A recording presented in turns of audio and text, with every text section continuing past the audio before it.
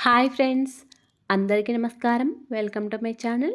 ఈరోజు మన ఛానల్లో మరొక కొత్త రెసిపీ వచ్చేసి ఒక మంచి స్నాక్స్ రెసిపీ అయిన రిబ్బన్ పకోడీని క్రిస్పీగా చాలా టేస్టీగా ఎలా చేయాలో చూసేద్దాం.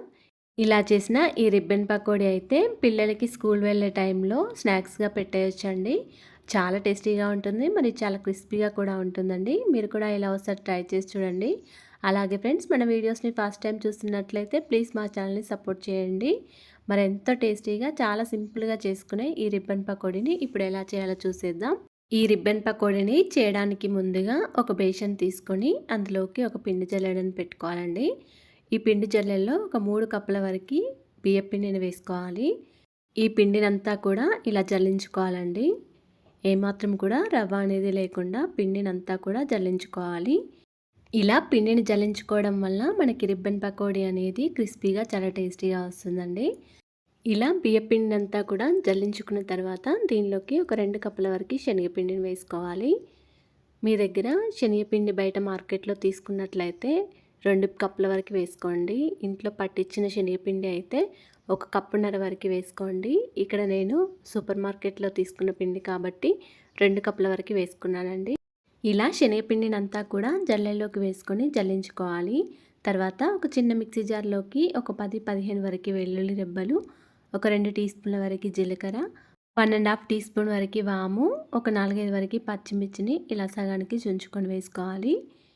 ఇలా పచ్చిమిర్చి చుంచుకొని వేసుకుంటే మనకి తొందరగా మెదుగుతుందండి. మీకు ఈ రిబ్బన్ పకోడీ కొద్దిగా కారం ఎక్కువగా కావాలనుకుంటే మరొక 2 వరకు పచ్చిమిర్చి ఎక్కువైనా వేసుకోవచ్చు.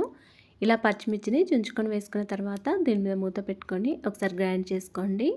ఇలా గ్రైండ్ చేసుకున్న తర్వాత దీనిలో కొన్ని వాటర్ వేసుకొని ఒక చిన్న టీ గ్లాస్ వరకు వాటర్ వేసుకొని మెత్తగా గ్రైండ్ చేసుకోండి.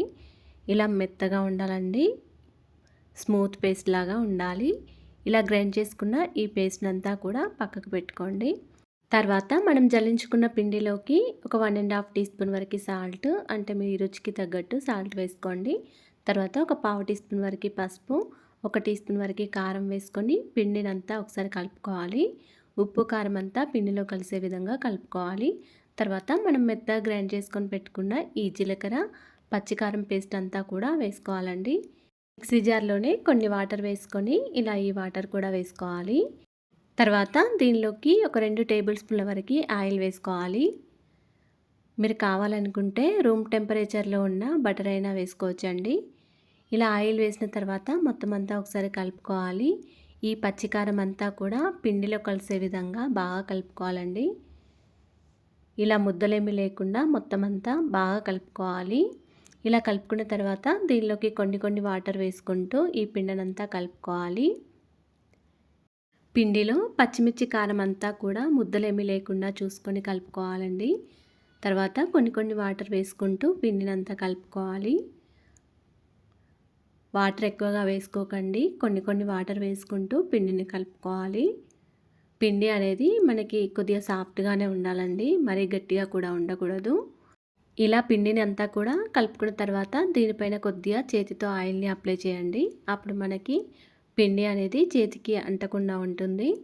పిండి కన్సిస్టెన్సీ అనేది ఈ విధంగా ఉండాలండి.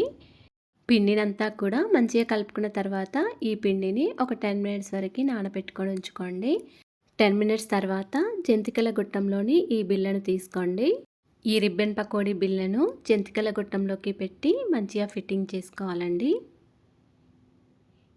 ఇలా మంచిగా ఫిట్టింగ్ చేసిన తర్వాత చేతికి కొద్దిగా ఆయిల్ని అప్లై చేసుకొని ఈ జంతికల గుట్టం లోపలికి ఆయిల్ని అప్లై చేయాలండి. ఇలా జంతికల గొట్టంలో లోపలికి ఆయిల్ని అప్లై చేయడం వల్ల మనకి రిబ్బన్ పకోడీ ఆయిల్లో వేసేటప్పుడు ఈజీగా వస్తుంది. అందుకే ఇలా ఆయిల్ని అప్లై చేయాలి. తర్వాత పిండిలో నుంచి ఇలా జంతికల గొట్టంలోకి సరిపడా పిండిని తీసుకొని జంతికల గొట్టంలోకి పెట్టుకొని ఉంచుకోవాలండి. పైన ఇంకో గొట్టం కూడా పెట్టి ఉంచుకోవాలి. ఇలా ఒకసారి చూసుకోండి, జంతికల గొట్టంని మనకి రిబ్బన్ పకోడీ కరెక్ట్గా వస్తుందో లేదో ఒకసారి చెక్ చేసుకోండి. మనకైతే ఇక్కడ కరెక్ట్గా వస్తుందండి. తర్వాత స్టవ్ ఆన్ చేసుకొని ఒక కడాయిలో డీప్ ఫ్రైకి సరిపడా ఆయిల్ వేసుకోవాలి. ఆయిల్ బాగా వేడవ్వాలండి. ఆయిల్ వేడైన తర్వాత ఇలా కొంచెం పిండి ముద్దను తీసుకొని వేసి చూడండి.